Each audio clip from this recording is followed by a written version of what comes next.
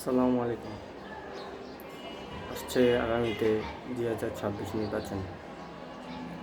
আসলে এই পর্যন্ত জীবনে যত নির্বাচন দেখেছি, কোনোটা নির্বাচনে সবাই জেতার পরে কখনই কোনো জনগণের আসলে কেউ কোনো খোঁজ রাখেনি, আর তারা রাখতেও চায় না। জেতার পরে তারা নিজেরাই ভুলে যায় আসলে সেই নিজেকেই। তারা নিজেদের আখের গোছানো ছাড়া এই পর্যন্ত তারা কিছুই করেনি। এই পর্যন্ত যতগুলো নির্বাচন হয়েছে সবাই নিজেদের পকেটে আছে, আখের গুছিয়েছে। আসলে আখের তারা গোছাবে, এটাই তাদের মূল লক্ষ্য।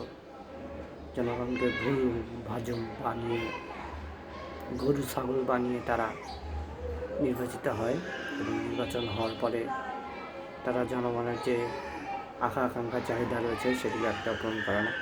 এটাই তাদের নৈতিক দায়িত্ব বলে মনে করি। যতগুলো নির্বাচন দেখেছি সবগুলোতে এই অবস্থা হয়েছে।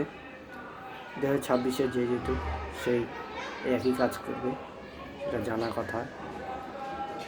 নির্বাচন নিয়ে অত কিছু মাথা ঘামা কিছু নাই, জানা আছে সব কিছু।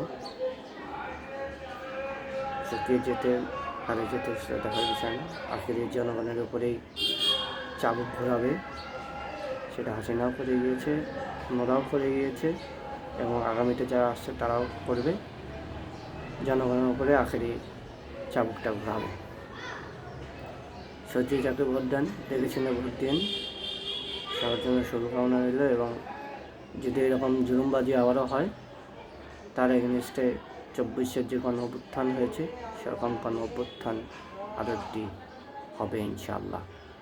যে সরকারি জনগণের উপর চাবুক ঘোরাবে তাদের এগেনস্টে গণ অভ্যুত্থান করা হবে ইনশাআল্লাহ। কথা না শুনলে, জনগণের কথার দিকে নজর না দিলে আবার একটি গণ অভ্যুত্থান হবে।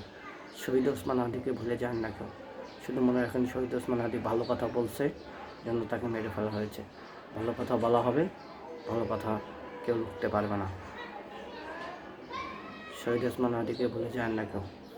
ভালো কথা বলছে জন্য তাকে হত্যা করা হয়েছে। ভালো কথা আমিও বলবো, কে কী করতে পারি দেখে নেব। ধন্যবাদ সবাইকে।